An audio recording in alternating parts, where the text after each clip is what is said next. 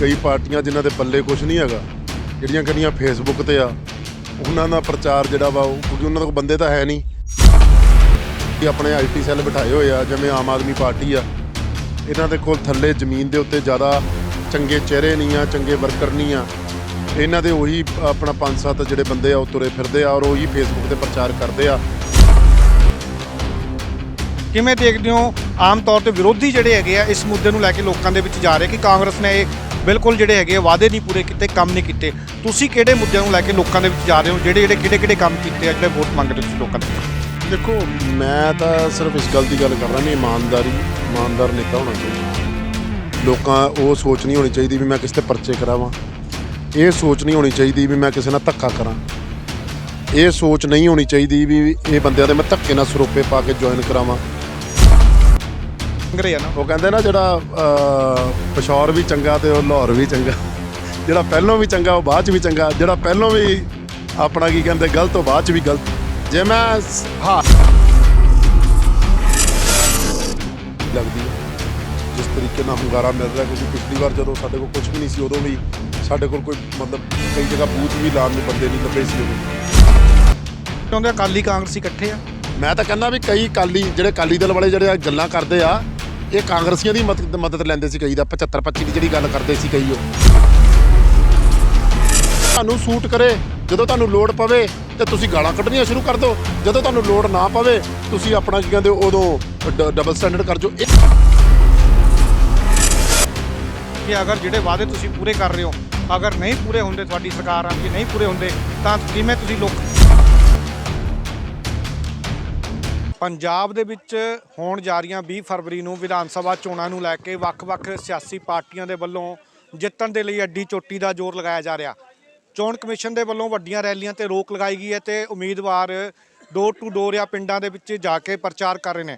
ਸੋ ਤਸਵੀਰਾਂ ਦਿਖਾ ਰਹੇ ਹਾਂ ਰੋਪੜ ਵਿਧਾਨ ਸਭਾ ਹਲਕਾ ਦੇ ਪਿੰਡ ਘਨੌਲਾ ਦੀਆਂ। ਕਾਂਗਰਸੀ ਉਮੀਦਵਾਰ ਜਿਹੜੇ ਚੋਣ ਪ੍ਰਚਾਰ ਦੇ ਲਈ ਪਹੁੰਚੇ ਨੇ। ਸੋ ਕਿਸ ਤਰ੍ਹਾਂ ਦੀਆਂ ਤਿਆਰੀਆਂ, ਕਿਹੜੇ ਮੁੱਦਿਆਂ ਨੂੰ ਲੈ ਕੇ ਵੋਟ ਮੰਗ ਰਹੇ ਨੇ ਲੋਕਾਂ ਦੇ ਕੋਲੋਂ, ਗੱਲ ਕਰਦੇ ਹਾਂ ਵਰਿੰਦਰ ਢਿੱਲੋਂ ਦੇ ਨਾਲ। ਤੁਸੀਂ ਦੇਖ ਸਕਦੇ ਹੋ ਤਸਵੀਰਾਂ ਕਿ ਪਿੰਡ ਘਨੌਲਾ ਦੇ ਵਿੱਚ ਵਰਿੰਦਰ ਢਿੱਲੋਂ ਜਿਹੜੇ ਹੈਗੇ ਪਹੁੰਚੇ ਨੇ। ਸੋ ਪ੍ਰਚਾਰ ਕੀਤਾ ਜਾ ਰਿਹਾ। ਇਸ ਵਾਰੀ ਚੋਣ ਪ੍ਰਚਾਰ ਵੱਖਰੇ ਤੌਰ ਤੇ ਹੋ ਰਿਹਾ ਕਿਉਂਕਿ 2017 ਦੇ ਜੋ ਤਸਵੀਰ ਸੀ ਉਹ ਅਲੱਗ ਤਸਵੀਰ ਹੈ। ਇਸ ਵਾਰੀ ਜਿਹੜਾ ਹੈਗਾ ਚੋਣ ਕਮਿਸ਼ਨ ਦੇ ਵੱਲੋਂ ਜੋ ਪਾਬੰਦੀਆਂ ਲਗਾਈਆਂ ਗਈਆਂ ਉਹ ਅਲੱਗ ਤੌਰ ਤੇ ਜਿਹੜਾ ਹੈਗਾ ਕਿਹਾ ਗਿਆ ਕਿ ਵੱਡੀਆਂ ਰੈਲੀਆਂ ਨਹੀਂ ਕੀਤੀਆਂ ਨੇ। ਬਹੁਤ ਸਵਾਗਤ ਹੈ ਢਿੱਲੋਂ ਸਾਹਿਬ ਤੁਹਾਡਾ। ਧੰਨਵਾਦ ਜੀ ਤੁਹਾਡਾ। ਵਰਿੰਦਰ ਢਿੱਲੋਂ ਜੀ, ਕਿਸ ਤਰ੍ਹਾਂ ਜਿਹੜਾ ਹੈਗਾ ਦੇਖਦੇ ਹੋ, ਕਿੰਨਾ ਕੁ ਚੋਣ ਪ੍ਰਚਾਰ ਕਰ ਚੁੱਕੇ ਹੋ? ਕਿਉਂਕਿ ਇਸ ਵਾਰੀ ਚੋਣ ਪ੍ਰਚਾਰ ਦੇ ਤਰੀਕੇ ਬਿਲਕੁਲ ਬਦਲ ਚੁੱਕੇ ਨੇ। ਕਰੋਨਾ ਦੇ ਚੱਲਦੇ ਪਾਬੰਦੀਆਂ ਲਗਾਈਆਂ ਗਈਆਂ, ਵੱਡੀਆਂ ਰੈਲੀਆਂ ਨੇ। ਕਿਵੇਂ ਦੇਖਦੇ ਹੋ, ਇਹਦਾ ਨੁਕਸਾਨ ਹੋ ਰਿਹਾ ਤੁਹਾਨੂੰ ਜਾਂ ਫਾਇਦਾ ਹੋ ਰਿਹਾ ਇਸ ਦਾ ਚੀਜ਼ ਦਾ? ਇਹਦਾ ਕਿਤੇ ਨਾ ਕਿਤੇ ਨੁਕਸਾਨ ਹੋ ਰਿਹਾ ਕਿਉਂਕਿ ਕਈ ਪਾਰਟੀਆਂ ਜਿਨ੍ਹਾਂ ਦੇ ਪੱਲੇ ਕੁਝ ਨਹੀਂ ਹੈਗਾ, ਜਿਹੜੀਆਂ ਕਦੀਆਂ ਫੇਸਬੁੱਕ ਤੇ ਆ, ਉਹਨਾਂ ਦਾ ਪ੍ਰਚਾਰ ਜਿਹੜਾ ਵਾ ਉਹ ਕਿਉਂਕਿ ਉਹਨਾਂ ਕੋਲ ਬੰਦੇ ਤਾਂ ਹੈ ਨਹੀਂ, ਫੇਸਬੁੱਕ ਤੇ ਹੀ ਆਪਣੇ ਆਈਟੀ ਸੈੱਲ ਬਿਠਾਏ ਹੋਏ ਆ, ਜਿਵੇਂ ਆਮ ਆਦਮੀ ਪਾਰਟੀ ਆ, ਇਹਨਾਂ ਦੇ ਕੋਲ ਥੱਲੇ ਜ਼ਮੀਨ ਦੇ ਉੱਤੇ ਜ਼ਿਆਦਾ ਚੰਗੇ ਚਿਹਰੇ ਨਹੀਂ ਆ, ਚੰਗੇ ਵਰਕਰ ਨਹੀਂ ਆ। ਇਹਨਾਂ ਦੇ ਉਹੀ ਆਪਣਾ 5-7 ਜਿਹੜੇ ਬੰਦੇ ਆ ਉਹ ਤੁਰੇ ਫਿਰਦੇ ਆ ਔਰ ਉਹੀ ਫੇਸਬੁੱਕ ਤੇ ਪ੍ਰਚਾਰ ਕਰਦੇ ਆ ਕਿਉਂਕਿ ਬੰਦਾ ਇਹਨਾਂ ਨਾਲ ਕੋਈ ਤੁਰਦਾ ਨਹੀਂ। ਸੋ ਵੱਡੀਆਂ ਰੈਲੀਆਂ ਵਿੱਚ, ਇਕੱਠਾਂ ਦੇ ਵਿੱਚ ਲੋਕਾਂ ਦਾ ਪਤਾ ਚੱਲ ਜਾਂਦਾ ਵਾ। ਇਹਨਾਂ ਕੋਲ ਚਿਹਰਾ ਵੀ ਇੱਕ ਹੀ ਆ ਸਿਰਫ, ਉਹਦੇ ਤੇ ਸਿਰ ਦੇ ਉੱਤੇ ਸਾਰੇ ਪੰਜਾਬ ਦੇ ਉੱਤੇ ਲੜਨੇ ਚਾਹੀਦਾ। ਸਾਡੇ ਕੋਲ ਤਾਂ ਬੰਦਾ ਹੀ ਬਹੁਤ, ਅਸੀਂ ਤਾਂ ਰੈਲੀਆਂ ਅਗਰ ਮੰਨ ਲਓ ਇੱਕ ਦਿਨ 'ਚ ਵੀ ਕਰਨਾ ਚਾਹੀਏ ਤੇ 5-5 7-7 ਸਾਡੀਆਂ ਵੱਡੀਆਂ ਰੈਲੀਆਂ ਵੱਖਰੇ ਵੱਡੇ ਲੀਡਰ ਕਰ ਸਕਦੇ ਆ। ਸੋ ਇਹ ਨੁਕਸਾਨ ਕਿਤੇ ਨਾ ਕਿਤੇ ਸਾਨੂੰ ਜ਼ਰੂਰ ਹੋ ਰਿਹਾ ਔਰ ਪਰ ਚਲੋ ਕੀ ਕਹਿ ਸਕਦੇ ਆ, ਉਹਦੇ ਫਾਇਦੇ ਵੀ ਆ। ਠੀਕ ਆ, ਸਾਨੂੰ ਵੀ ਨਵੇਂ ਤੌਰ ਤਰੀਕੇ ਸਿੱਖਣ ਨੂੰ ਮਿਲ ਰਹੇ ਆ। ਰਵਾਇਤੀ ਤਰੀਕਿਆਂ ਨਾਲ ਰਾਜਨੀਤੀ ਦੇ ਬਦਾ ਨਵੇਂ ਤਰੀਕੇ ਵੀ ਘੱਟ ਹੋ ਰਿਹਾ, ਵੱਡੀਆਂ ਰੈਲੀਆਂ ਦੇ ਖਰਚਾ ਵੀ ਜ਼ਿਆਦਾ ਨਹੀਂ। ਖਰਚਾ ਤਾਂ ਆਪਣਾ ਹੀ ਕਹਿੰਦੇ ਨਹੀਂ ਹੁੰਦਾ ਵੱਡੀਆਂ ਰੈਲੀਆਂ ਤੇ, ਕੋਈ ਲੋਕ ਆਪ ਹੀ ਕਈ ਵਾਰ ਜਗ੍ਹਾ ਖਰਚਾ ਕਰ ਦਿੰਦੇ ਆ। ਸੋ ਸਟੇਜਾਂ ਹੀ ਲੱਗਦੀਆਂ, ਕੋਈ ਜ਼ਿਆਦਾ ਲੰਬਾ ਚੌੜਾ ਖਰਚਾ ਨਹੀਂ ਹੁੰਦਾ ਵੱਡੀਆਂ ਰੈਲੀਆਂ ਤੇ। ਵਿਧਾਨ ਸਭਾ ਹਲਕਾ ਰੂਪਨਗਰ ਦੀ ਗੱਲ ਕੀਤੀ ਜਾਵੇ ਤਾਂ ਇੱਕ ਪਾਸੇ ਸਾਬਕਾ ਸਿੱਖਿਆ ਮੰਤਰੀ ਡਾਕਟਰ ਦਲਜੀਤ ਸਿੰਘ ਚੀਮਾ ਹੈ ਤੇ ਆਮ ਆਦਮੀ ਪਾਰਟੀ ਤੋਂ ਐਡਵੋਕੇਟ ਦਿਨੇਸ਼ ਚੱਡਾ ਤੇ ਸੰਯੁਕਤ ਸਮਾਜ ਮੋਰਚੇ ਵੱਲੋਂ ਵੀ ਦਵਿੰਦਰ ਬਾਜਵਾ ਨੂੰ ਜਿਹੜਾ ਚੋਣ ਮੈਦਾਨ ਤੇ ਵਿੱਚ ਉਤਾਰਿਆ ਗਿਆ ਤੇ ਇੱਕ ਆਜ਼ਾਦ ਉਮੀਦਵਾਰ ਬਚਿੱਤਰ ਸਿੰਘ ਜੋ ਲੋਕਲ ਇਲਾਕੇ ਤੋਂ ਹੈਗੇ ਆ, ਉਹ ਸੈਣੀ ਵੋਟ ਨੂੰ ਦੇਖ ਰਹੇ ਆ। ਕਿਵੇਂ ਦੇਖਦੇ ਹੋ ਆਮ ਤੌਰ ਤੇ ਵਿਰੋਧੀ ਜਿਹੜੇ ਹੈਗੇ ਆ ਇਸ ਮੁੱਦੇ ਨੂੰ ਲੈ ਕੇ ਲੋਕਾਂ ਦੇ ਵਿੱਚ ਜਾ ਰਹੇ ਕਿ ਕਾਂਗਰਸ ਨੇ ਇਹ ਬਿਲਕੁਲ ਜਿਹੜੇ ਹੈਗੇ ਆ ਵਾਅਦੇ ਨਹੀਂ ਪੂਰੇ ਕੀਤੇ, ਕੰਮ ਨਹੀਂ ਕੀਤੇ? ਤੁਸੀਂ ਕਿਹੜੇ ਮੁੱਦਿਆਂ ਨੂੰ ਲੈ ਕੇ ਲੋਕਾਂ ਦੇ ਵਿੱਚ ਜਾ ਰਹੇ ਹੋ, ਕਿਹੜੇ ਕੰਮ ਕੀਤੇ ਆ ਜਿਹੜੇ ਵੋਟ ਮੰਗਦੇ ਤੁਸੀਂ ਲੋਕਾਂ ਦੇ ਕੋਲ? ਦੇਖੋ, ਮੈਂ ਤਾਂ ਸਿਰਫ ਇਸ ਗੱਲ ਦੀ ਗੱਲ ਕਰ ਰਿਹਾ ਵੀ ਇਮਾਨਦਾਰ ਨੇਤਾ ਹੋਣਾ ਚਾਹੀਦਾ। ਲੋਕਾਂ ਉਹ ਸੋਚ ਨਹੀਂ ਹੋਣੀ ਚਾਹੀਦੀ ਵੀ ਮੈਂ ਕਿਸੇ ਤੇ ਪਰਚੇ ਕਰਾਵਾਂ, ਇਹ ਸੋਚ ਨਹੀਂ ਹੋਣੀ ਚਾਹੀਦੀ ਵੀ ਮੈਂ ਕਿਸੇ ਨਾਲ ਧੱਕਾ ਕਰਾਂ, ਇਹ ਸੋਚ ਨਹੀਂ ਹੋਣੀ ਚਾਹੀਦੀ ਵੀ ਇਹ ਬੰਦਿਆਂ ਦੇ ਮੈਂ ਧੱਕੇ ਨਾਲ ਸਰੋਪੇ ਪਾ ਕੇ ਜੁਆਇਨ ਕਰਾਵਾਂ, ਲੱਤ ਥੱਲੋਂ ਕਢਾ ਕੇ। ਇਹ ਸੋਚ ਨਹੀਂ ਹੋਣੀ ਚਾਹੀਦੀ ਮੈਂ ਲੋਕਾਂ ਦੀ ਆਪਣਾ ਕਹਿੰਦੇ ਕਿਸੇ ਦੀ ਵੀ ਇਹ ਸੋਚ ਨਹੀਂ ਹੋਣੀ ਚਾਹੀਦੀ ਵੀ ਤੁਸੀਂ ਰਾਜਨੀਤੀ ਦੇ ਵਿੱਚ ਕਿਸੇ ਦੀ ਜੇਬ ਵੱਲ ਵੇਖੋ। ਸੋ ਇਹ ਜਿਹੜੀ ਸੋਚ ਆ, ਸਭ ਤੋਂ ਪਹਿਲਾਂ ਤਾਂ ਰਾਜਨੀਤੀ ਵਿੱਚ ਇਹ ਬਦਲਾਵ ਲਿਆ ਕੇ ਆਉਣ ਦੀ ਲੋੜ ਆ ਵੀ ਆਪਾਂ ਨੂੰ ਜਿਹੜੀ ਸੋਚ ਆ, ਕੰਮ ਤਾਂ ਸਾਰੇ ਹੁੰਦੇ ਰਹਿਣਗੇ, ਕੰਮ ਤਾਂ ਸਰਕਾਰ ਆ ਜੂਗੀ, ਤੁਸੀਂ ਅਫਸਰਾਂ ਰਾਹੀਂ ਰਲ ਮਿਲ ਕੇ ਬਹੁਤ ਕੁਝ ਕਰਾ ਸਕਦੇ ਹੋ, ਲੇਕਿਨ ਪਹਿਲਾਂ ਚੰਗੇ ਕਿਰਦਾਰਾਂ ਦੀ ਲੋੜ ਆ, ਚੰਗੇ ਕਰੈਕਟਰ ਦੀ ਲੋੜ ਆ, ਚੰਗੇ ਸੋਚ ਦੀ ਲੋੜ ਆ। ਔਰ ਇਹ ਸੋਚ ਰਾਤੋਂ ਰਾਤ ਨਹੀਂ ਆ ਜਾਂਦੀ। ਜਿਹੜਾ ਪਹਿਲਾਂ ਵੀ ਕਿਤੇ ਕੁਝ ਗਲਤ ਕਰਦਾ ਹੋਵੇ, ਅੱਗੇ ਵੀ ਕੁਝ ਗਲਤ ਕਰੂਗਾ। ਸੋ ਲੋਕਾਂ ਨੂੰ ਚੰਗੇ ਕਿਰਦਾਰਾਂ ਨੂੰ ਅੱਗੇ ਲੈ ਕੇ ਆਉਣਾ ਪਊਗਾ। ਔਰ ਮੈਂ ਇਸ ਚੀਜ਼ ਦੇ ਉੱਤੇ ਕਹਿਣਾ ਵੀ ਮੈਂ ਬੜੇ ਲੰਬੇ ਸਮੇਂ ਤੋਂ ਚੰਗੀ ਸਾਫ਼ ਸੁਥਰੀ ਰਾਜਨੀਤੀ ਕੀਤੀ ਆ, ਮੈਂ ਕੋਈ ਮੁੱਦਿਆਂ ਦੀ ਰਾਜਨੀਤੀ ਕੀਤੀ ਆ। ਸੋ ਕਿਉਂ, ਅਗਰ ਤੁਸੀਂ ਮੁੱਦਿਆਂ ਨੂੰ ਐਡਰੈਸ ਕਰਨਾ ਚਾਹੁੰਦੇ ਜੇ, ਔਰ ਅਗਰ ਤੁਸੀਂ ਚਾਹੁੰਦੇ ਜੇ ਵੀ ਇਲਾਕੇ ਦਾ ਭਲਾ ਹੋਵੇ, ਰੋਪੜ ਜਿੱਤੇ, ਤੇ ਫਿਰ ਸਾਨੂੰ ਆਪਣਾ ਕੀ ਕਹਿੰਦੇ ਚੰਗੇ ਕਿਰਦਾਰਾਂ ਨੂੰ ਅੱਗੇ ਲੈ ਕੇ ਆਉਣਾ ਚਾਹੀਦਾ। ਢਿੱਲੋਂ ਸਾਹਿਬ 2017 ਦੇ ਵਿੱਚ ਚੋਣਾਂ ਦੇ ਵਿੱਚ ਤੁਸੀਂ ਕੁਝ ਮੁੱਦੇ ਲੈ ਕੇ ਚੱਲੇ ਤੇ ਹੁਣ ਵੀ ਜਿਹੜੇ ਲੈ ਕੇ ਚੱਲ ਰਹੇ ਹੋ, ਕਿਹੜੇ ਕੰਮ ਆ ਜਿਹੜੇ ਹੋਣ ਵਾਲੇ ਆ ਤੇ ਵੋਟਰਾਂ ਨੂੰ ਤੁਸੀਂ ਕਹਿ ਰਹੇ ਵੀ ਆਹ ਕੰਮ ਰੋਪੜ ਹਲਕੇ ਦੀਆਂ ਸਮੱਸਿਆਵਾਂ ਜਿਹੜੇ ਹੱਲ ਕਰਾਓਗੇ ਤੁਸੀਂ? ਦੇਖੋ, ਹਰ ਪਿੰਡ ਦੇ ਵਿੱਚ ਵੱਖਰੀ ਸਮੱਸਿਆ, ਹਰ ਇਲਾਕੇ ਦੇ ਵਿੱਚ ਵੱਖਰੀ ਸਮੱਸਿਆ। ਈਵਨ ਆਪਣਾ ਸਾਡੇ ਇਲਾਕੇ 'ਚ ਵੇਖੋ ਤੁਸੀਂ, ਨੂਰਪੁਰ ਬੇਦੀ ਦੀ ਵੱਖਰੀਆਂ ਸਮੱਸਿਆਵਾਂ, ਉੱਥੇ ਸਿੰਚਾਈ ਦੇ ਟਿਊਬਵੈੱਲਾਂ ਦਾ ਬੜਾ ਵੱਡਾ ਮੁੱਦਾ ਵਾ, ਉੱਥੇ ਕਿਤੇ ਨਾ ਕਿਤੇ ਪੀਣ ਦੇ ਪਾਣੀ ਦਾ ਵੀ ਮੁੱਦਾ ਹੈ। ਉਵੇਂ ਤੁਸੀਂ ਅਗਰ ਘਨੌਲੇ ਬੈਲਟ 'ਚ ਆ ਜਾਓ ਤਾਂ ਇੱਥੇ ਰੁਜ਼ਗਾਰ ਦਾ ਮੁੱਦਾ ਹੈ। ਇੱਥੇ ਜਿਹੜੀ ਆਪਣਾ ਕੀ ਕਹਿੰਦੇ ਅੰਬੂਜਾ ਸੀਮੈਂਟ ਦੇ ਵਿੱਚ ਟਰੱਕ ਯੂਨੀਅਨ ਟਰਾਂਸਪੋਰਟਰ ਹੈਗੇ ਆ, ਉਹਦਾ ਮੁੱਦਾ ਹੈ। ਇੱਥੇ ਕਿਉਂਕਿ ਉਹਨਾਂ ਨੂੰ ਰੁਜ਼ਗਾਰ ਬਾਹਰਲਿਆਂ ਨੂੰ ਜ਼ਿਆਦਾ ਮਿਲਦਾ ਤੇ ਇੱਥੇ ਰੁਜ਼ਗਾਰ ਦਾ ਸਾਧਨ ਉਹਨਾਂ ਨੂੰ ਨਹੀਂ ਮਿਲਦਾ, ਉਹ ਮੁੱਦਾ ਹੈ, ਉਹਦਾ ਹੱਲ ਕਰਾਉਣਾ ਚਾਹੁੰਦੇ ਆ। ਇੱਥੇ ਤੁਸੀਂ ਪਰਖਾਲੀ ਚਲ ਜਾਓ, ਉੱਥੇ ਵੱਖਰੇ ਤਰੀਕੇ ਦੇ ਮੁੱਦੇ, ਉੱਥੇ ਜੰਗਲ ਏਰੀਆ ਵਾ, ਜੰਗਲ ਨਾਲ ਲੱਗਦਾ ਵਾ, ਉੱਥੇ ਉਹਨਾਂ ਨੂੰ ਉਹਦੇ ਵਿੱਚ ਉਹ ਚਾਹੁੰਦੇ ਆ ਵੀ ਜੰਗਲ ਦੇ ਆਲੇ ਦੁਆਲੇ ਉਹਨਾਂ ਨੂੰ ਜਿਵੇਂ ਬੱਦੀ ਨਾਲ ਕਨੈਕਟੀਵਿਟੀ ਚਾਹੁੰਦੇ ਆ, ਉੱਥੇ ਉਹ ਮੁੱਦਾ ਤਾਂ ਕਿ ਉਹਨਾਂ ਨੂੰ ਰੁਜ਼ਗਾਰ ਉੱਥੇ ਮਿਲੇ। ਰੋਪੜ ਦੇ ਵਿੱਚ ਚਲ ਜਾਓ, ਉੱਥੇ ਪਾਣੀ ਦੀ ਡਰੇਨੇਜ ਦਾ ਮੁੱਦਾ ਹੈ। ਸੋ ਇਹ ਸਾਰੇ ਮੁੱਦੇ ਆ ਜਿਨ੍ਹਾਂ ਨੂੰ ਅਸੀਂ ਹੱਲ ਕਰਨਾ ਚਾਹੁੰਦੇ ਆ। ਕੁਝ ਮੁੱਦੇ ਅਸੀਂ ਪਿਛਲੇ 5 ਸਾਲਾਂ 'ਚ ਹੱਲ ਕਰ ਸਕੇ, ਹਾਰਨ ਤੋਂ ਬਾਵਜੂਦ ਤੁਹਾਡੇ ਕੋਲ ਤਾਕਤ ਘੱਟ ਹੁੰਦੀ ਆ, ਲੇਕਿਨ ਅਸੀਂ ਹਰ ਕੋਸ਼ਿਸ਼ ਕੀਤੀ ਵੀ ਉਹਨੂੰ ਅਸੀਂ ਹੱਲ ਕਰ ਸਕੀਏ। ਵਰਿੰਦਰ ਢਿੱਲੋਂ ਨੇ 2017 ਦੇ ਵਿੱਚ ਨਵਾਂ ਚਿਹਰਾ ਆਇਆ ਸੀਗਾ ਵਿਧਾਨ ਸਭਾ ਹਲਕੇ 'ਚ, ਵਿਰੋਧ ਦੇ ਬਾਵਜੂਦ ਦੂਜੇ ਨੰਬਰ ਤੇ ਆਇਆ ਸੀਗਾ ਤੇ ਇਸ ਵਾਰੀ 5 ਸਾਲ ਪੂਰਾ ਮਿਲਿਆ ਸਮਾਂ। ਕਿਵੇਂ ਦੇਖਦੇ ਹੋ, ਵੋਟਰ ਕਿੰਨਾ ਕੁ ਤੁਹਾਨੂੰ ਲੱਗ ਰਿਹਾ ਕਿ ਇਸ ਵਾਰੀ ਕਿੰਨੀ ਕੁ ਜਿੱਤ ਦੇ ਨੇੜੇ ਹੋ? ਮੈਨੂੰ ਤਾਂ ਜਿੱਤ ਯਕੀਨੀ ਲੱਗਦੀ ਆ, ਜਿਸ ਤਰੀਕੇ ਨਾਲ ਹੁੰਗਾਰਾ ਮਿਲ ਰਿਹਾ। ਕਿਉਂਕਿ ਪਿਛਲੀ ਵਾਰ ਜਦੋਂ ਸਾਡੇ ਕੋਲ ਕੁਝ ਵੀ ਨਹੀਂ ਸੀ, ਉਦੋਂ ਵੀ ਸਾਡੇ ਕੋਲ ਕੋਈ ਮਤਲਬ ਕਈ ਜਗ੍ਹਾ ਬੂਥ ਵੀ ਲਾਉਣ ਨੂੰ ਬੰਦੇ ਨਹੀਂ ਲੱਭੇ ਸੀ ਉਦੋਂ, ਕਿਉਂਕਿ ਉਦੋਂ ਘਨੇਰੀ ਚੱਲ ਰਹੀ ਸੀ। ਅੱਜ ਹਰ ਜਗ੍ਹਾ ਸਾਡਾ ਵਰਕਰ ਪੂਰਾ ਜੋਸ਼ੀਲਾ ਵਾ, ਹਿੰਮਤ ਵਿੱਚ ਆ, ਔਰ ਹਰ ਜਗ੍ਹਾ ਸਾਨੂੰ ਮਤਲਬ ਇੱਕ ਵਧੀਆ ਸਪੋਰਟ ਮਿਲ ਰਹੀ ਆ। ਸੋ ਉਮੀਦ ਕਰਦੇ ਹਾਂ ਵੀ ਇੱਕ ਵਧੀਆ ਮਾਹੌਲ ਬਣ ਕੇ ਅਸੀਂ ਰਾਜਨੀਤੀ ਨੂੰ ਜਿਹੜਾ ਬਦਲਣ ਦੀ ਗੱਲ ਕਰਦੇ ਹਾਂ, ਇੱਕ ਚੰਗਾ ਐਤਕੀ ਅਗਰ ਇੱਥੋਂ ਹੁੰਗਾਰਾ ਮਿਲੂਗਾ ਤੇ ਉਹ ਤੁਸੀਂ ਵੇਖਿਓ ਸਾਰੇ ਇਲਾਕੇ 'ਚ ਇੱਕ ਨਵੀਂ ਰਾਜਨੀਤੀ ਦੀ ਅਸੀਂ ਸ਼ੁਰੂਆਤ ਕਰਾਂਗੇ। ਵਿਰੋਧੀ ਜਿਹੜੇ ਹੈਗੇ ਨਜਾਇਜ਼ ਮਾਈਨਿੰਗ ਨੂੰ ਲੈ ਕੇ ਮੁੱਖ ਮੰਤਰੀ ਨੂੰ ਵੀ ਘੇਰ ਰਹੇ ਆ, ਕਾਂਗਰਸੀਆਂ ਨੂੰ ਵੀ ਜਿਹੜੇ ਹੈਗੇ ਸਵਾਲ ਚੁੱਕ ਰਹੇ, ਨਜਾਇਜ਼ ਮਾਈਨਿੰਗ ਨੂੰ ਲੈ ਕੇ, ਨਸ਼ਿਆਂ ਨੂੰ ਲੈ ਕੇ, ਬੇਰੁਜ਼ਗਾਰੀ ਨੂੰ ਲੈ ਕੇ। ਇਹ 3 ਮੁੱਦੇ ਜਿਹੜੇ ਮੁੱਖ ਬਣਾ ਰਹੇ ਆ ਕਾਂਗਰਸ ਸਰਕਾਰ ਦੇ ਖਿਲਾਫ। ਤੁਸੀਂ ਵੀ ਹੁਣ ਭਾਸ਼ਣ ਦੇ ਵਿੱਚ ਕਿਹਾ ਕਿ ਰੋਜ਼ਗਾਰ ਮੁਹੱਈਆ ਕਰਵਾਵਾਂਗੇ ਜਿੰਨਾ ਹੋ ਸਕਿਆ। ਕੀ ਤੁਸੀਂ ਰੂਟ ਪਲਾਨ ਬਣਾਇਆ ਹੈਗਾ, ਕੀ ਬਲੂ ਪ੍ਰਿੰਟ ਹੈਗਾ ਉਸਦਾ ਇਸ ਨੂੰ, ਇਹਨਾਂ ਮੁੱਦਿਆਂ ਨੂੰ ਲੈ ਕੇ? ਦੇਖੋ, ਰੂਟ ਮੈਪ ਵੀ ਆ, ਪਲਾਨ ਵੀ ਆ, ਲੇਕਿਨ ਉਹਦੇ ਵਾਸਤੇ ਆਪਣਾ ਕੀ ਕਹਿੰਦੇ ਮੰਤਰੀਆਂ ਦੇ ਨਾਲ ਬਹਿ ਕੇ ਔਰ ਡੀਸੀ ਔਰ ਐਸਐਸਪੀਜ਼ ਜਿਹੜੇ ਹੈਗੇ ਆ ਉਹਨਾਂ ਨਾਲ ਬਹਿ ਕੇ ਉਹਨਾਂ ਤੋਂ ਇੰਪਲੀਮੈਂਟ ਕਰਾਉਣਾ ਪਊਗਾ। ਜਿਵੇਂ ਟਾਈਮਿੰਗ ਫਿਕਸ ਕਰਨੀ ਪਊਗੀ ਟਿੱਪਰਾਂ ਦੀ ਮੂਵਮੈਂਟ ਦੀ, ਅਗਰ ਮਾਈਨਿੰਗ ਦੇ ਵਿੱਚ ਤੁਸੀਂ ਉਹ ਕਰਨਾ ਚਾਹੁੰਦੇ ਜੇ, ਕਿਉਂਕਿ ਫਿਰ ਨਹੀਂ ਤਾਂ ਫਿਰ ਆਮ ਜਨਤਾ ਵੀ ਪਰੇਸ਼ਾਨ ਹੁੰਦੀ ਆ ਔਰ ਆਮ ਦੂਜਾ ਟਰਾਂਸਪੋਰਟਰ ਵੀ ਪਰੇਸ਼ਾਨ ਹੁੰਦਾ ਵਾ। ਉਹਦੇ ਨਾਲ ਤੁਹਾਨੂੰ ਡਰੋਨਸ ਦੇ ਨਾਲ ਤੁਹਾਨੂੰ ਉਹਨਾਂ ਦੀ ਮੈਪਿੰਗ ਕਰਨੀ ਪਊਗੀ ਤਾਂ ਕਿ ਕਿਤੋਂ ਇਲੀਗਲ ਮਾਈਨਿੰਗ ਨਾ ਹੋਵੇ। ਉਵੇਂ ਹੀ ਤੁਸੀਂ ਡਰੱਗਸ ਦੀ ਗੱਲ ਕਰੋ, ਡਰੱਗਸ ਦੇ ਵਿੱਚ ਮੈਂ ਇਹ ਗੱਲ ਕਹੂੰਗਾ ਵੀ ਜਾਗਰੂਕਤਾ ਹੀ ਸਭ ਤੋਂ ਵੱਡਾ ਮੁਹਿੰਮ ਆ ਇਹਨੂੰ ਚੀਜ਼ ਨੂੰ ਰੋਕਣ ਦੀ। ਉਹਦੇ ਵਿੱਚ ਸੋਸ਼ਲੀ ਪੰਚਾਂ ਤੇ ਸਰਪੰਚਾਂ ਨੂੰ, ਪੰਚਾਂ ਨੂੰ ਇਨਵੋਲਵ ਕਰਨਾ ਪਊਗਾ, ਨੌਜਵਾਨਾਂ ਨੂੰ ਜ਼ਿਆਦਾ ਸ਼ਮੂਲੀਅਤ ਕਰਾਉਣੀ ਪਊਗੀ, ਨੌਜਵਾਨਾਂ ਨੂੰ ਬ੍ਰਾਂਡ ਐਂਬੈਸਡਰ ਬਣਾ ਕੇ ਇਸ ਚੀਜ਼ ਦਾ ਹੱਲ ਕਰਨਾ ਪਊਗਾ। ਰੋਜ਼ਗਾਰ ਨੂੰ ਕਿਵੇਂ ਦੇਖਦੇ ਹੋ? ਵਸੀਲੇ ਘੱਟ ਆ, ਬੇਰੁਜ਼ਗਾਰੀ ਜ਼ਿਆਦਾ, ਨੌਜਵਾਨ ਜ਼ਿਆਦਾ, ਵਸੀਲੇ ਹੈ ਨਹੀਂ ਆ ਪੰਜਾਬ ਦੇ ਵਿੱਚ ਨੇ? ਨਹੀਂ, ਦੇਖੋ ਇਹ ਤਾਂ ਦੇਸ਼ ਦਾ ਮੁੱਦਾ, ਇਹ ਇਕੱਲਾ ਪੰਜਾਬ ਸੂਬੇ ਦਾ ਮੁੱਦਾ ਨਹੀਂ। ਰਾਜਸਥਾਨ, ਹਰਿਆਣਾ, ਮੱਧ ਪ੍ਰਦੇਸ਼, ਕੇਰਲਾ, ਈਸਟ ਵਿੱਚ ਬੰਗਾਲ, ਹਰ ਜਗ੍ਹਾ ਇਹ ਮੁੱਦਾ ਹੈ। ਇਹ ਤਾਂ ਮੋਦੀ ਸਾਹਿਬ ਦੀ ਨਾਕਾਮਯਾਬੀ ਆ। ਹੁਣ ਤੁਸੀਂ ਕਹੋਗੇ ਬਹਾਨਾ ਅਸੀਂ ਮੋਦੀ ਤੇ ਸੁੱਟਦੇ ਹਾਂ, ਨਹੀਂ। ਨੈਸ਼ਨਲ ਇੰਪਲੋਇਮੈਂਟ ਜਿਹੜਾ ਰੇਟ ਆ ਉਹ 45, ਉਹਦੀ ਦਰ ਇੰਨੀ ਥੱਲੇ ਜਾ ਚੁੱਕੀ ਆ ਸਾਰੇ ਦੇਸ਼ ਦੀ। ਉਹ ਮੋਦੀ ਸਾਹਿਬ ਤੋਂ ਜਿਹੜੀ ਪਾਲਿਸੀ ਬਣਦੀ, ਕਿਉਂਕਿ ਉਹਨਾਂ ਨੇ ਪੈਸਾ ਸਾਰਾ ਇਕੱਠਾ ਕਰ ਲਿਆ ਆਪਣੇ ਕੋਲ। ਪੈਸਾ ਕਿਸੇ ਹੋਰ 10 ਜਣਿਆਂ ਤੋਂ ਇਲਾਵਾ ਕੋਈ ਇੰਡਸਟਰੀਲਿਸਟ ਕੰਮ ਨਹੀਂ ਕਰ ਪਾ ਰਿਹਾ, ਸੋ ਉਹ 10 ਜਣੇ ਰੁਜ਼ਗਾਰ ਦੇ ਰਹੇ ਆ। ਅਗਰ ਉਹੀ ਪੈਸਾ ਤੁਸੀਂ ਵੱਖਰੇ ਪੰਜਾਬ ਦੇ ਸੂਬੇ 'ਚ, ਹਰ ਸੂਬਿਆਂ ਦੇ ਵਿੱਚ ਵੱਖਰੇ ਬੰਦੇ ਰੁਜ਼ਗਾਰ ਕਰਨ, ਕੰਮ ਕਰਨ, ਜਿਹੜੇ ਸਰਕਾਰ ਦਾ ਜਿੰਨਾ ਕੰਮ ਆ ਉਹ 10 ਜਣੇ ਕਰਦੇ ਆ, ਤੇ ਫਿਰ ਆਪਣੇ ਆਪ ਉਹ 10 ਜਣਿਆਂ ਕੋਲ ਰੁਜ਼ਗਾਰ ਹੋ ਜਾਊਗਾ। ਇਹੀ ਤੁਸੀਂ ਅਗਰ ਉਹ 500 ਜਣਿਆਂ ਨੂੰ ਦਿਓਗੇ ਅਫਸਰ, ਵੱਖਰੀ ਸਟੇਟਾਂ 'ਚ, ਵੱਖਰੀ ਜਗ੍ਹਾ 'ਚ, ਤੇ ਆਪਣੇ ਆਪ ਉਹ ਲੋਕਾਂ 'ਚ ਰੁਜ਼ਗਾਰ ਜ਼ਿਆਦਾ ਪੈਦਾ ਹੋਊਗਾ। ਇਹਦੇ ਵਿੱਚ ਮੋਦੀ ਸਾਹਿਬ ਦਾ ਮੈਂ ਕਸੂਰ ਬਹੁਤ ਜ਼ਿਆਦਾ ਕੱਢਦਾ। ਠੀਕ ਆ, ਸਾਡਾ ਵੀ ਹੈਗਾ, ਅਸੀਂ ਵੀ ਕਿਤੇ ਨਾ ਕਿਤੇ ਵਰਕ ਜਿਹੜੀ ਪਾਲਿਸੀ ਆ ਉਹ ਜੌਬ ਓਰੀਐਂਟਡ ਨਹੀਂ ਬਣਦੀ। ਪਾਲਿਸੀਆਂ ਜਦੋਂ ਜੌਬਸ ਦੇ ਹਿਸਾਬ ਨਾਲ ਬਣਨ ਵੀ ਹਰ ਪਾਲਿਸੀ ਹਰ ਸਰਕਾਰ ਦਾ ਕੰਮ ਇਹ ਹੋਣਾ ਚਾਹੀਦਾ ਵੀ ਮੈਂ ਕੋਈ ਵੀ ਪਾਲਿਸੀ ਬਣਾਵਾਂ ਇਹ 'ਚੋਂ ਜੌਬ ਕਿੰਨੇ ਨਿਕਲ ਰਹੇ ਆ। ਅਗਰ ਕੋਈ ਵੀ ਚੀਜ਼ ਨਿਕਲ ਰਹੀ ਹੈ ਇਹ 'ਚੋਂ ਨੌਕਰੀਆਂ ਕਿੰਨੀਆਂ ਨਿਕਲ ਰਹੀਆਂ। ਅਗਰ ਸਰਕਾਰ ਇਸ ਪਾਲਿਸੀ ਦੇ ਉੱਤੇ ਜੌਬਸ ਨੂੰ ਰੁਜ਼ਗਾਰ ਨੂੰ ਲੈ ਕੇ ਬਣਾਊਗੀ ਤੇ ਫਿਰ ਆਪਣੇ ਆਪ ਰੁਜ਼ਗਾਰ ਦਾ ਹੱਲ ਹੋਊਗਾ। ਮਾਈਨਿੰਗ ਦੇ ਮੁੱਦੇ ਨੂੰ ਲੈ ਕੇ ਵਿਰੋਧੀ ਜਿਹੜੇ ਹੈਗੇ ਇੱਕ ਡਾਕੂਮੈਂਟ ਜਿਹੜਾ ਹੈਗਾ ਕਰ ਰਿਹਾ ਸੋਸ਼ਲ ਮੀਡੀਆ ਤੇ ਵਾਇਰਲ, ਇੱਕ 2015 ਦਾ ਹੈ ਵਰਿੰਦਰ ਢਿੱਲੋਂ ਦੇ ਨਾਮ ਤੇ। ਉਹ ਕੀ ਹੈਗਾ? ਲੋਕ ਕਹਿੰਦੇ ਵੀ ਜਵਾਬ ਦੇਣ ਵਰਿੰਦਰ ਢਿੱਲੋਂ। ਮੈਂ ਉਹੀ ਤਾਂ ਕਹਿ ਰਿਹਾ ਵੀ ਲੋਕਾਂ ਨੂੰ ਉਸ ਚੀਜ਼ ਨੂੰ ਪੜ੍ਹ ਲੈਣ, ਉਹਦੇ ਵਿੱਚ ਸਭ ਕੁਝ ਸਾਫ਼ ਹੋ ਜਾਂਦਾ। ਮੈਂ ਤਾਂ ਉਹ ਚਿੱਠੀ ਮੈਨੂੰ ਪਤਾ ਵੀ ਨਹੀਂ ਆ ਵੀ ਕਿਹਦੀ ਕਿਵੇਂ ਕੀ ਹੈਗਾ ਵਾ, ਲੇਕਿਨ ਝੂਠਾ ਪ੍ਰੋਪੇਗੈਂਡਾ ਕਰਨਾ, ਝੂਠੀਆਂ ਗੱਲਾਂ ਕਰਨੀਆਂ, ਔਰ ਉਹਦੇ ਵਿੱਚ 2015 ਦੇ ਵਿੱਚੋਂ ਜੋ ਵੀ ਉਹ ਗੱਲ ਕਰ ਰਹੀ ਆ ਜਾਂ ਜੋ ਵੀ ਉਹ ਚੀਜ਼ਾਂ ਨੂੰ ਕਰ ਰਹੇ ਆ, ਤੁਸੀਂ ਉਹਨਾਂ ਦੀ ਮਾਨਸਿਕਤਾ ਵੇਖੋ ਇਸ ਚੀਜ਼ ਨਾਲ। ਮੈਂ ਹਰ ਭਾਸ਼ਣ 'ਚ ਇਹ ਕਹਿੰਦਾ ਵੀ ਮੈਂ ਆਪਣੇ ਵਿਰੋਧੀਆਂ ਬਾਰੇ ਬੋਲਣਾ ਨਹੀਂ। ਮੈਂ ਅਗਰ ਇਹ ਮੈਨੂੰ ਚਾਹਣਗੇ ਬਾਰ-ਬਾਰ ਇਹੋ ਜਿਹੀ ਝੂਠੀਆਂ ਗੱਲਾਂ ਕਰਕੇ, ਉਹ ਮੈਨੂੰ ਜਾਣ ਕੇ ਚਾਹ ਰਹੇ ਵੀ ਮੈਂ ਉਹਨਾਂ ਬਾਰੇ ਬੋਲਾਂ, ਅਗਰ ਮੈਂ ਤਾਂ ਫਿਰ ਚਲੋ ਇਹ ਗੱਲਾਂ ਚਿੱਠੀਆਂ ਦਾ ਕੀ ਹੈਗਾ, ਉਹ ਚਿੱਠੀ ਦਾ ਮੈਨੂੰ ਮਕਸਦ ਅੱਜ ਤੱਕ ਨਹੀਂ ਸਮਝ ਆਇਆ ਵੀ ਉਹਦੇ ਮਕਸਦ ਨਾਲ ਉਹ ਕੀ ਪੈਦਾ ਕਰਨਾ ਚਾਹੁੰਦੇ ਆ, ਉਹਨਾਂ ਦਾ ਹੱਲ ਕੀ ਆ। ਲੇਕਿਨ ਉਹ ਮੇਰੇ ਬਾਰੇ ਗੋਲ ਚੁੱਕਣ ਤੋਂ ਪਹਿਲਾਂ ਆਪਣਾ ਪਿਛੋਕੜ ਆਪਣੇ ਅੰਦਰ ਝਾਤੀ ਮਾਰਨ। ਉਹ ਇੱਕ ਵਾਰ ਆਪਣੇ ਆਪ ਨੂੰ ਵੇਖਣ ਵੀ ਉਹਨਾਂ ਦਾ ਕਿਰਦਾਰ ਕੀ ਰਹੇ ਆ। ਜਿਹੜਾ ਵੀ ਕੋਈ ਇਹ ਚਿੱਠੀਆਂ ਜਾਂ ਜਿਹੜੀ ਗੰਦੀ ਰਾਜਨੀਤੀ ਕਰਨਾ ਚਾਹ ਰਿਹਾ ਵਾ, ਅਗਰ ਦਲਜੀਤ ਸਿੰਘ ਚੀਮੇ ਦੀ ਚਿੱਠੀ ਸਭ ਤੋਂ ਵੱਧ ਮਸ਼ਹੂਰ ਆ, ਅਗਰ ਉਹ ਹਲਕੇ 'ਚ ਅੱਜ ਅਸੀਂ ਜਨਤਕ ਕਰ ਦਈਏ, ਮੈਂ ਇਸ ਪਾਸੇ ਨੂੰ ਰਾਜਨੀਤੀ ਨੂੰ ਲੈ ਕੇ ਨਹੀਂ ਜਾਣਾ ਚਾਹੁੰਦਾ। ਦਲਜੀਤ ਸਿੰਘ ਚੀਮਾ ਨੇ ਜਿਹੜੀ ਸਰਸਾ ਡੇਰੇ ਵਾਲੀ ਚਿੱਠੀ ਲਿਖੀ ਸੀ, ਜਿਹਦੇ ਵਿੱਚ ਉਹਨਾਂ ਨੇ ਮਾਫੀਨਾਮਾ ਦਿੱਤਾ ਸੀਗਾ, ਅੱਜ ਤੱਕ ਉਹ ਚਿੱਠੀ ਬਾਰੇ ਨਹੀਂ ਉਹ ਬੋਲਦੇ।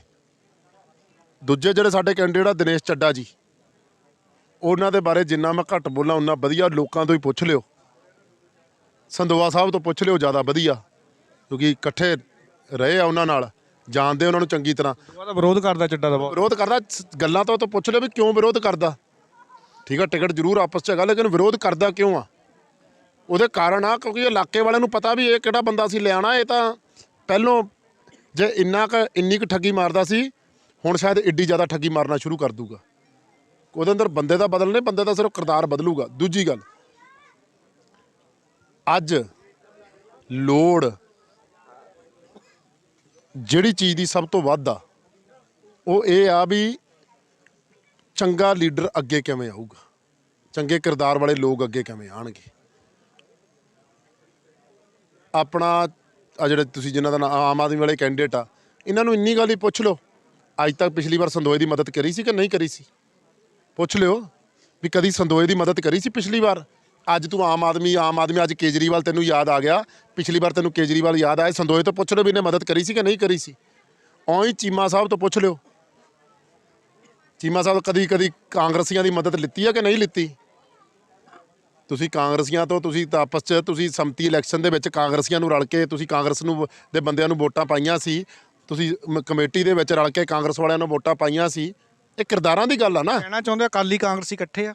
ਮੈਂ ਤਾਂ ਕਹਿੰਦਾ ਵੀ ਕਈ ਅਕਾਲੀ ਦਲ ਵਾਲੇ ਜਿਹੜੇ ਗੱਲਾਂ ਕਰਦੇ ਆ, ਇਹ ਕਾਂਗਰਸੀਆਂ ਦੀ ਮਦਦ ਲੈਂਦੇ ਸੀ। ਕਈ ਦਾ 75-25 ਦੀ ਜਿਹੜੀ ਗੱਲ ਕਰਦੇ ਸੀ, ਕਈ ਉਹ ਸਹੀ ਆ ਗੱਲ। ਇਹ ਗੱਲ ਆ ਤੁਹਾਡੇ ਸਾਹਮਣੇ, ਤੁਸੀਂ ਵੇਖ ਲਓ ਵੋਟਾਂ ਕਿਹਨੂੰ ਪਾਈਆਂ। MC ਦੀ ਇਲੈਕਸ਼ਨ ਦੇ ਵਿੱਚ ਇਹਨਾਂ ਦੇ ਅਕਾਲੀ ਦਲ ਨੇ ਆਪਣਾ ਕੀ ਕਹਿੰਦੇ ਕਿਹਨੂੰ ਵੋਟ ਪਾਈ ਆ, ਆਪਣਾ ਕੀ ਕਹਿੰਦੇ ਸੰਮਤੀ ਦੀ ਇਲੈਕਸ਼ਨ 'ਚ ਕਿਹਦੇ ਨਾਲ ਰਲ ਕੇ ਵੋਟ ਪਾਈ ਆ। ਔਰ ਉਹੀ ਤੁਸੀਂ ਚੱਡੇ ਤੇ ਸੰਦੋਏ ਤੋਂ ਇਹ ਪੁੱਛ ਲਿਓ ਵੀ ਸੰਦੋਏ ਤੋਂ ਇਹ ਪੁੱਛ ਲਿਓ ਵੀ ਕੀ ਉਹਨੇ ਚੱਡੇ ਦੀ ਮਦਦ ਕਰੀ ਸੀ ਕਿ ਨਹੀਂ ਕਰੀ ਸੀ। ਸੋ ਕਿਰਦਾਰ ਦੀ ਗੱਲ ਆ ਨਾ। ਅੱਜ ਜਦੋਂ ਤੁਹਾਨੂੰ ਸੂਟ ਕਰੇ, ਜਦੋਂ ਤੁਹਾਨੂੰ ਲੋੜ ਪਵੇ ਤੇ ਤੁਸੀਂ ਗਾਲਾਂ ਕੱਢਣੀਆਂ ਸ਼ੁਰੂ ਕਰ ਦਿਓ, ਜਦੋਂ ਤੁਹਾਨੂੰ ਲੋੜ ਨਾ ਪਵੇ ਤੁਸੀਂ ਆਪਣਾ ਕੀ ਕਹਿੰਦੇ ਉਦੋਂ ਡਬਲ ਸਟੈਂਡਰਡ ਕਰ ਜਾਓ। ਇਹੀ ਮੈਂ ਤੁਹਾਨੂੰ ਸਮਝਾਉਣਾ ਚਾਹ ਰਿਹਾ ਲੋਕਾਂ ਨੂੰ ਵੀ ਜਿਹੜਾ ਇਹ ਆਪਸ 'ਚ ਅੱਜ ਇਹਨੂੰ ਕੇਜਰੀਵਾਲ ਚੰਗਾ ਲੱਗਣ ਲੱਗ ਪਿਆ ਚੱਡੇ ਨੂੰ। 17 'ਚ ਇਹਨੂੰ ਕੇਜਰੀਵਾਲ ਇਹਨੂੰ ਸੀ ਵੀ ਸੰਦੋਆ ਹਾਰ ਜੇ ਕਿਸੇ ਤਰ੍ਹਾਂ। ਸੋ ਰਾਜਨੀਤੀ ਦੇ ਵਿੱਚ ਦੋਗਲੇਪਨ ਨਹੀਂ ਚੱਲ ਸਕਦਾ। ਦੋਗਲਾ ਰਾਜਨੀਤੀ ਅੱਜ ਦੇ ਸਮੇਂ 'ਚ ਇਹ ਨਹੀਂ ਵੀ ਤੁਸੀਂ ਭਾਸ਼ਣਾਂ 'ਚ ਸੱਚਾਈ ਕਰੋ, ਦੂਜੇ ਵਿਰੋਧੀਆਂ ਦੇ ਬਾਰੇ ਪੱਠਾ ਸੱਦਾ ਬੋਲੋ ਤੇ ਆਪਣੇ ਕਿਰਦਾਰ ਵੱਲ ਝਾਕੀ ਨਾ ਮਾਰੋ। ਇੱਕ ਵਾਰ ਅੰਦਰ ਝਾਤੀ ਮਾਰੋ। ਅਗਰ ਤੁਸੀਂ ਪਾਕ ਸਾਫ ਹੋ ਫਿਰ ਕਿਸੇ ਤੇ ਉਂਗਲ ਚੱਕੋ। ਉਹੀ ਚੀਮਾ ਸਾਹਿਬ ਆ, ਅੱਜ ਤੱਕ ਨਹੀਂ ਬੋਲਦੇ ਕਦੀ ਅੱਜ ਤੱਕ ਬੋਲਿਆ ਵੀ ਜਿਹੜੀ ਉਹ ਸਾਧ ਵਾਲੀ ਚਿੱਠੀ ਲਿਖੀ ਸੀ ਉਹਦਾ ਸੱਚ ਕੀ ਸੀ। ਚੀਮਾ ਸਾਹਿਬ ਭਲੀ ਭਾਤੀ ਜਾਣਦੇ ਆ, ਲੇਕਿਨ ਕਦੀ ਨਹੀਂ ਬੋਲਣਗੇ। ਬਿਲਕੁਲ ਇੱਕ ਆਮ ਵੋਟਰਾਂ ਦੇ ਵਿੱਚ ਰੋਸ ਰਹਿੰਦਾ ਕਿ ਲੀਡਰ ਜਦੋਂ ਚੋਣਾਂ ਹੁੰਦੀਆਂ ਉਦੋਂ ਆਉਂਦੇ ਆ, ਸਾਰਾ ਜੱਫੀਆਂ ਵੀ ਪਾਉਂਦੇ ਆ, ਪੈਰੀ ਹੱਥ ਵੀ ਲਾਉਂਦੇ ਆ, ਪਰੰਤੂ ਬਾਅਦ ਦੇ ਵਿੱਚ ਆਪਣੇ ਵਾਅਦੇ ਜਿਹੜੇ ਹੁੰਦੇ ਆ ਭੁੱਲ ਜਾਂਦੇ ਆ, ਉਹ ਯਾਦ ਨਹੀਂ ਕਰਦੇ ਤੇ ਪਿੰਡਾਂ ਦੇ ਵਿੱਚ ਆਉਂਦੇ ਨਹੀਂ ਆ। ਵਰਿੰਦਰ ਢਿੱਲੋਂ ਕੀ ਭਰੋਸਾ ਦਿੰਦਾ ਵੋਟਰਾਂ ਨੂੰ ਕਿ ਅਗਰ ਵੋਟਰ ਜਿਤਾ ਕੇ ਭੇਜਦੇ ਆ ਤੇ ਉਹ ਵਾਅਦੇ ਪੂਰੇ ਹੋਣਗੇ, ਜੇ ਅਗਰ ਨਹੀਂ ਵਾਅਦੇ ਪੂਰੇ ਹੁੰਦੇ ਤਾਂ ਵਰਿੰਦਰ ਢਿੱਲੋਂ ਕਿਵੇਂ ਲੋਕਾਂ ਦੇ ਨਾਲ ਖੜਨਗੇ ਆਪਣੀ ਸਰਕਾਰ ਦੇ ਨਾਲ? ਦੇਖੋ, ਭਰੋਸਾ ਦਿੱਤਾ ਨਹੀਂ ਜਾਂਦਾ। ਮੈਂ ਅਗਰ ਕਹਾਂ ਅੱਜ ਇੱਥੇ ਭਾਸ਼ਣ ਦੇ ਵਿੱਚ ਤਾਂ ਮੈਂ ਭਰੋਸਾ ਪੂਰਾ ਐਂ ਹੱਥ ਖੜੇ ਕਰਕੇ ਵਾਅਦਾ ਕਰਦਾ। ਅਗਰ ਤਾਂ ਇਹਨਾਂ ਨੂੰ ਲੱਗਦਾ ਮੈਂ 5 ਸਾਲ ਇਹਨਾਂ ਵਿੱਚ ਆਇਆ ਤੇ ਫਿਰ ਇਹ ਭਰੋਸਾ ਕਾਇਮ ਰਹਿਣਗੇ। ਜਿੱਤਣ ਤੋਂ ਬਾਅਦ ਦੀ ਗੱਲ ਕਰ ਰਿਹਾ ਮੈਂ ਤਾਂ ਕਹਿ ਰਿਹਾ ਵੀ ਮੈਂ ਹਾਰਨ ਤੋਂ ਬਾਅਦ ਆ ਗਿਆ ਤੇ ਜਿੱਤਣ ਤੋਂ ਬਾਅਦ ਕਿਉਂ ਨਹੀਂ ਆਊਂਗਾ? ਹਾਰਨ ਤੋਂ ਬਾਅਦ ਤਾਂ ਬੰਦਾ ਸ਼ਕਲ ਨਹੀਂ ਵਿਖਾਉਂਦਾ ਵੀ ਮੈਨੂੰ ਕਿਹੜਾ ਉਮੀਦ ਹੁੰਦੀ ਹੈ ਵੀ ਅਗਲੀ ਵਾਰੀ ਵੀ ਲੜਨੀ ਹੈ ਚੋਣ, ਤੇ ਫਿਰ ਮੈਨੂੰ ਕਿਹੜਾ ਪਤਾ ਸੀ ਮੈਨੂੰ ਟਿਕਟ ਮਿਲ ਜਾਣੀ ਆ? ਮੈਂ 23,000 ਵੋਟਾਂ ਤੋਂ ਹਾਰਿਆ ਸੀ, ਮੈਨੂੰ ਥੋੜਾ ਪਤਾ ਸੀ ਮੈਨੂੰ ਟਿਕਟ ਮਿਲਣੀ ਆ। ਲੋਟਰੀ ਲੱਗ ਗਈ ਫਿਰ ਤਾਂ। ਨਹੀਂ, ਲੋਟਰੀ ਤੁਹਾਡੀ ਨਜ਼ਰ 'ਚ ਲੱਗ ਗਈ। ਲੋਟਰੀ ਤਾਂ ਲੱਗੂਗੀ ਜੇ ਮੈਨੂੰ ਪਿਛਲੀ ਵਾਰ ਜਿਤਾ ਦਿੰਦੇ। ਉਹ ਲੋਟਰੀ ਲੱਗੀ ਸੀ। ਐਤਕੀ ਤਾਂ ਮਿਹਨਤ ਨੂੰ ਲੋਟਰੀ ਲੱਗਣੀ। ਐਤਕੀ ਤਾਂ 5 ਸਾਲ ਦੀ ਜਿਹੜੀ ਹਿੰਮਤ ਕੀਤੀ ਆ ਉਹਨੂੰ ਲੋਟਰੀ ਲੱਗਣੀ। ਐਤਕੀ ਦਾ ਜਿਹੜਾ 5 ਸਾਲ ਜਿਹੜਾ ਲੋਕਾਂ ਦੇ ਦੁੱਖ ਸੁੱਖ ਦੇ ਵਿੱਚ ਸ਼ਰੀਕ ਹੋਏ ਆ ਉਹਨੂੰ ਫਲ ਲੱਗਣਾ।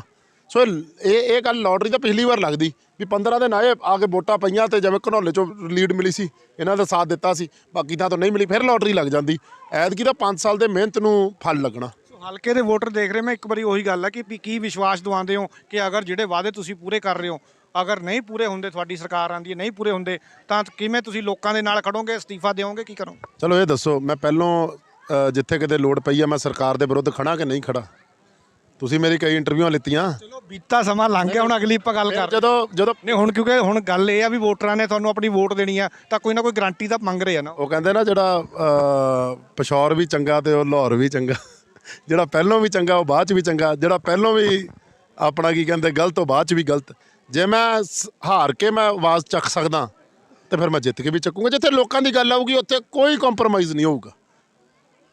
ਆਖਰੀ ਸਵਾਲ ਆ, ਤੁਹਾਡੇ ਜਿਹੜੇ ਹੈਗਾ ਮੁਕਾਬਲੇ ਦੇ ਵਿੱਚ ਸਾਬਕਾ ਸਿੱਖਿਆ ਮੰਤਰੀ ਡਾਕਟਰ ਦਲਜੀਤ ਸਿੰਘ ਚੀਮਾ ਤੇ ਆਮ ਆਦਮੀ ਪਾਰਟੀ ਤੋਂ ਦਿਨੇਸ਼ ਚੱਡਾ ਤੇ ਸੰਯੁਕਤ ਸਮਾਜ ਮੋਰਚੇ ਦਵਿੰਦਰ ਜਿਹੜੇ ਹੈਗੇ ਆ ਬਾਜਵਾ ਖੜੇ ਆ, ਉਹ ਆਜ਼ਾਦ ਉਮੀਦਵਾਰ ਵੀ, ਉਹ ਦਾਅਵੇ ਕਰ ਰਹੇ ਆ ਕਿ ਅਸੀਂ ਜਿੱਤਾਂਗੇ, ਵੱਡੀ ਮਾਰਜਨ ਨਾਲ ਜਿੱਤਾਂਗੇ, ਕਾਂਗਰਸ ਨੇ ਕੰਮ ਨਹੀਂ ਕੀਤੇ। ਤੁਸੀਂ ਕੀ ਦਾਅਵਾ ਕਰਦੇ ਹੋ, ਕਿੰਨੀਆਂ ਸੀਟਾਂ ਨਾਲ ਜਿੱਤ ਪ੍ਰਾਪਤ ਕਰੋਗੇ ਪੰਜਾਬ ਦੇ ਵਿੱਚ? ਕਾਂਗਰਸ ਕਿਸ ਤਰ੍ਹਾਂ ਜਿਹੜੀ ਆਊਗੀ? ਬੀਜੇਪੀ ਵਾਲੇ ਵੀ ਹਾਲੇ ਉਹਨਾਂ ਦਾ ਹਲੇ ਪਤਾ ਨਹੀਂ ਲੱਗ ਰਿਹਾ, ਕੁਝ ਹਿਸਾਬ ਕਿਤਾਬ ਹਲੇ ਡਾਮਾਡੋਲ ਹੋਇਆ ਹੋਇਆ।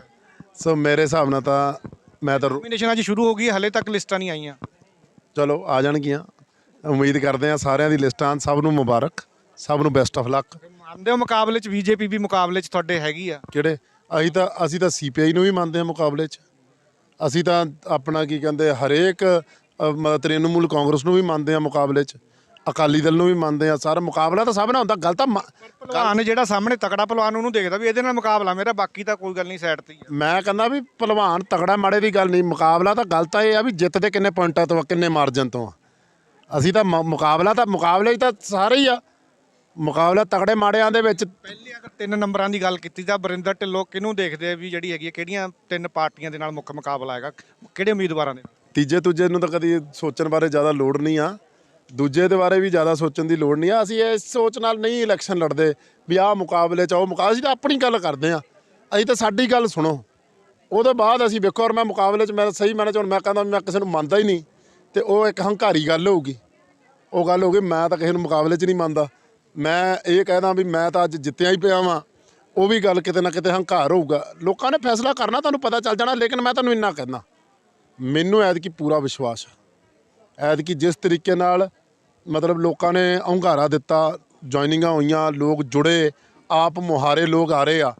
ਐਤਕੀ ਰੋਪੜ ਦੇ ਵਿੱਚ ਬੜਾ ਜ਼ਬਰਦਸਤ, ਬੜੀ ਸਾਨੂੰ ਮਤਲਬ ਇੱਕ ਆਸ ਉਮੀਦ ਜਿਹੜੀ ਹੈਗੀ ਆ, ਉਹ ਮੈਂ ਤਾਂ ਇਹ ਦੇਖ ਰਿਹਾ ਵਾਂ ਵੀ ਰੱਬ ਸੁੱਖ ਰੱਖੇ ਵੀ ਮਾਰਜਨ ਚੰਗਾ ਹੋਵੇ ਜਿੱਤ ਦਾ, ਫਿਰ ਬੜਾ ਸਵਾਦ ਆਊਗਾ। ਮੁਕਾਬਲਾ ਕਿਹਦੇ ਨਾਲ ਹਲੇ ਤੱਕ ਸਵਾਲ ਦਾ ਜਵਾਬ ਨਹੀਂ ਮਿਲਿਆ। ਉਹ ਮੈਂ ਨਹੀਂ ਮੰਨਦਾ ਮੁਕਾਬਲਾ ਇਹਨਾਂ ਨਾਲ। ਤੁਹਾਨੂੰ ਮੈਂ ਜਿਹੜੀ ਸਾਫ਼ ਗੱਲ ਕਹਿਣੀ ਚਾਹ ਰਿਹਾ, ਤੁਸੀਂ ਕਿਉਂ ਬਾਰ-ਬਾਰ ਘਵਾਰੇ ਜੇ? ਮੈਂ ਨਹੀਂ ਮੰਨਦਾ ਨਾ ਕੱਲ। ਮੈਂ ਸਾਰਿਆਂ ਨਾਲ ਮੰਨਣ ਵਾਲੇ। ਮੈਂ ਕਹਿ ਰਿਹਾ ਵੀ ਹੁਣ ਮੁੱਖ ਮੁਕਾਬਲੇ ਨੂੰ ਤੁਸੀਂ ਕੀ ਮੰਨਦੇ ਹੋ? ਮਤਲਬ ਤੁਸੀਂ ਇਹ ਕਹਿੰਦੇ ਵੀ ਦੂਜੇ ਤੁਸੀਂ ਨਾ ਫਸਟ ਸੈਕਿੰਡ ਥਰਡ ਨਿਕਲਦਾ ਨਾ। ਤੁਸੀਂ ਕਾਲਜ ਵੀ ਗਏ, ਸਕੂਲ ਵੀ ਗਏ ਹੋ, ਉੱਥੇ ਵੀ ਫਸਟ ਸੈਕਿੰਡ ਥਰਡ ਕੱਢਦੇ ਆ। ਸਾਨੂੰ ਇਹ ਪਤਾ ਫਸਟ ਤੇ ਅਸੀਂ ਆਣਾ, ਸੈਕਿੰਡ ਥਰਡ ਸਾਡੇ ਵਾਸਤੇ ਮਾਇਨੇ ਨਹੀਂ ਰੱਖਦਾ। ਮੈਂ ਕਿਉਂ ਕਹੀ ਜਾਵਾਂ ਸੈਕਿੰਡ ਥਰਡ? ਸੈਕਿੰਡ ਵਾਲਾ ਨਾਰਾਜ਼ ਹੋ ਜਾਊ, ਥਰਡ ਵਾਲਾ ਨਾਰਾਜ਼ ਹੋ ਜਾਊਗਾ। ਤੁਸੀਂ ਇਹ ਕਹੂਗਾ, ਮੈਂ ਤਾਂ ਸਿੱਧੀ ਗੱਲ ਕਹਿੰਦਾ ਵੀ ਫਸਟ ਤੇ ਅਸੀਂ ਆਣਾ, ਸੈਕਿੰਡ ਥਰਡ ਸਾਡੇ ਵਾਸਤੇ ਮਾਇਨਾ ਨਹੀਂ ਰੱਖਦਾ। ਪਿਛਲੀ ਵਾਰੀ ਜਿਹੜਾ ਇੱਕ ਲਾਸਟ ਸਵਾਲ ਆ, ਜਿਹੜੇ ਹੈਗੇ ਆ ਮੰਨਿਆ ਜਾ ਰਿਹਾ ਕਿ ਵਰਿੰਦਰ ਢਿੱਲੋਂ ਦੀ ਜਿਹੜੀ ਹੈਗੀ ਆ ਹਾਰ ਦੇ ਵਿੱਚ ਕਿਤੇ ਨਾ ਕਿਤੇ ਆਪਣਿਆਂ ਦੀ ਨਾਰਾਜ਼ਗੀ, ਆਪਣਿਆਂ ਦਾ ਵਿਰੋਧ ਜਿਹੜਾ ਸਾਹਮਣੇ ਆਇਆ ਸੀ, ਇਸ ਵਾਰੀ ਆਪਣਿਆਂ ਨੂੰ ਮਨਾਉਣ ਦੇ ਵਿੱਚ ਕਿੰਨਾ ਕੁ ਕਾਮਯਾਬ ਹੋਏ ਹੁਣ ਤੱਕ ਵਰਿੰਦਰ ਢਿੱਲੋਂ ਜਿਹੜੇ ਨਾਰਾਜ਼ ਚੱਲ ਰਹੇ ਆ? ਆ ਮੇਰੇ ਆਪਣੇ ਆ, ਇਹ ਆ ਮੇਰੇ ਆਪਣੇ ਜਿਹੜੇ ਮੇਰੇ ਨਾਲ ਆ। ਜਿਹੜੇ ਮੇਰੇ ਨਾਲ ਨਹੀਂ ਆ ਉਹ ਮੇਰੇ ਆਪਣੇ ਨਹੀਂ ਆ। ਸੋ ਨਾਰਾਜ਼ਗੀਆਂ ਵੀ ਆ, ਵਿਰੋਧ ਵੀ ਆ। ਜਿਹੜੇ ਨਾਰਾਜ਼ ਆ ਉਹਨਾਂ ਨੂੰ ਮਨਾਉਣ ਜ਼ਰੂਰ ਜਾਊਂਗਾ। ਉਹਨਾਂ ਦੀ ਜੇ ਕਿਤੇ ਮੇਰੇ ਤੋਂ ਗਲਤੀ ਹੋਊਗੀ ਮਾਫੀ ਵੀ ਮੰਗੂੰਗਾ, ਔਰ ਜੇ ਕਿਤੇ ਗੱਲ ਨਿਬੜਦੀ ਹੋਊਗੀ ਨਿਬੇੜੂੰਗਾ ਵੀ। ਲੇਕਿਨ ਮੈਂ ਉਹਨਾਂ ਨੂੰ ਵੀ ਬੇਨਤੀ ਕਰਦਾ ਸਾਰੇ, ਜੇ ਕੋਈ ਨਾਰਾਜ਼ ਆ ਵੀ ਈਰਖਾ ਔਰ ਇਸ ਚੀਜ਼ ਨਾਲ ਮੇਰੇ ਤੋਂ ਨਾਰਾਜ਼ ਨਾ ਹੋਣ। ਅਗਰ ਮੈਂ ਕਿਸੇ ਨਾਲ ਵਾਅਦਾ ਕੀਤਾ ਹੋਵੇ, ਕਿਸੇ ਨਾਲ ਗਲਤੀ ਕੀਤੀ ਹੋਵੇ, ਕਿਸੇ ਨੂੰ ਧੱਕਾ ਕੀਤਾ ਹੋਵੇ ਤੇ ਜ਼ਰੂਰ ਨਾਰਾਜ਼ ਹੋਣ। ਪਰ ਅਗਰ ਸਿਰਫ ਇਸ ਕਰਕੇ ਨਾਰਾਜ਼ ਹੋਣਾ ਵੀ ਇਹ ਜਿੱਤ ਨਾ ਜਾਵੇ, ਔਰ ਅਗਰ ਸਿਰਫ ਨੁਕਸਾਨ ਕਰਨ ਦੀ ਮਨਸ਼ਾ ਵਾ ਵੀ ਹਾਂ ਵੀ ਕੱਲ ਨੂੰ ਇਹਨੂੰ ਆਪਣਾ ਕੀ ਕਹਿੰਦੇ ਅਸੀਂ ਕਿਸੇ ਤਰ੍ਹਾਂ ਵੀ ਉਹ ਉਹਨਾਂ ਨੂੰ ਸੋਚਣਾ ਚਾਹੀਦਾ ਵਾ ਵੀ ਨਾਰਾਜ਼ਗੀ ਕਿਸ ਗੱਲ ਦੀ ਆ। ਨਾਰਾਜ਼ਗੀ ਦਾ ਕੋਈ ਮੁੱਦਾ ਵੀ ਹੁੰਦਾ ਨਾ। ਜਦੋਂ ਨਾਰਾਜ਼ਗੀ ਦਾ ਕੋਈ ਮੁੱਦਾ ਹੀ ਨਹੀਂ ਆ ਤਾਂ ਫਿਰ ਮੈਂ ਉਹਨੂੰ ਕੀ ਮਨਾ ਲੂੰਗਾ। ਜੇ ਕੋਈ ਨਾਰਾਜ਼ਗੀ ਦੀ ਕੋਈ ਗੱਲ ਹੋਵੇ, ਮੈਨੂੰ ਪਤਾ ਹੋਵੇ ਵੀ ਇਸ ਕਰਕੇ ਨਾਰਾਜ਼ ਆ ਯਾਰ ਵੀ ਆਹ ਮਸਲਾ, ਉਹਦਾ ਮਸਲੇ ਦਾ ਹੱਲ ਆ।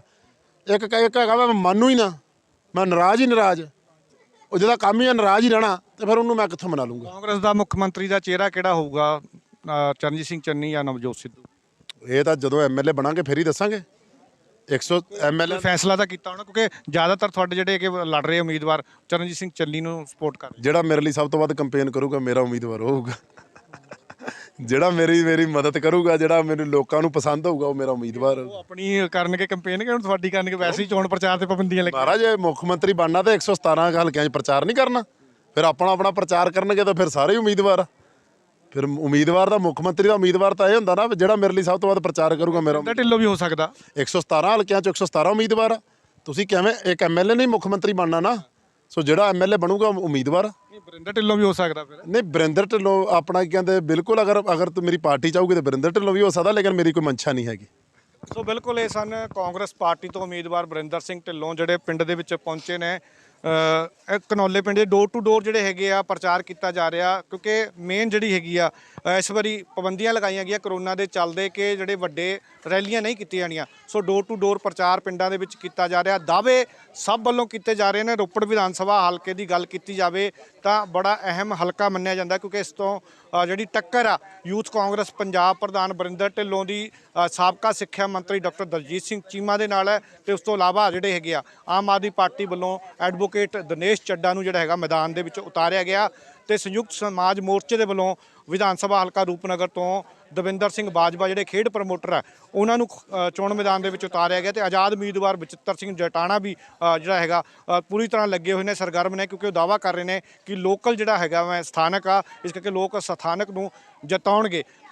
ਹਲਕੇ ਦੀ ਜਿਹੜੀ ਹੈਗੀ ਹੈ ਸਿਆਸੀ ਪਿਛੋਕੜ ਦੀ ਗੱਲ ਕੀਤੀ ਜਾਵੇ ਤਾਂ 2017 ਦੇ ਵਿੱਚ ਵਿਧਾਨ ਸਭਾ ਹਲਕਾ ਰੂਪਨਗਰ ਤੋਂ ਆਮ ਆਦਮੀ ਪਾਰਟੀ ਦੇ ਅਮਰਜੀਤ ਸਿੰਘ ਸੰਦੋਆ ਜਿੱਤੇ ਸੀ, ਪਰੰਤੂ 2019 ਦੇ ਵਿੱਚ ਉਹ ਆਮ ਆਦਮੀ ਪਾਰਟੀ ਛੱਡ ਕੇ ਕਾਂਗਰਸ ਦੇ ਵਿੱਚ ਸ਼ਾਮਲ ਹੋ ਗਏ ਸੀ, ਜਿਸ ਤੋਂ ਬਾਅਦ ਉਹਨਾਂ ਦੀ ਕਾਫੀ ਚਰਚਾ ਦੇ ਵਿੱਚ ਰਹੇ ਆ। ਤੇ ਪਾਰਟੀ ਨੇ ਹੁਣ ਇਸੇ ਦੇ ਚੱਲਦੇ ਸ਼ਾਇਦ ਉਹਨਾਂ ਦੀ ਟਿਕਟ ਵੀ ਕੱਟੀ ਹੈ ਤੇ ਚੱਡਾ ਨੂੰ ਦਿੱਤੀ ਗਈ ਆ।